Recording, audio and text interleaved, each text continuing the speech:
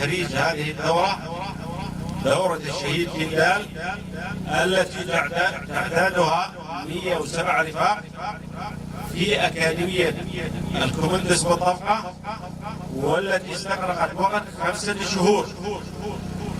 أيها الرفاق، يجب عليكم أن تطبقوا ما تعلمتوه في داخل هذه الأكاديمية على أرض الواقع.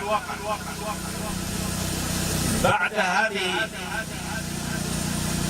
الدورة سوف تقومون بمهامكم الأساسية، وهي حماية الأرض والعرض، وحماية الأرض التي بذلنا من أجلها آلاف الشهداء، وحررناها من أكبر تنظيم إرهابي في العالم الممثل بداعش.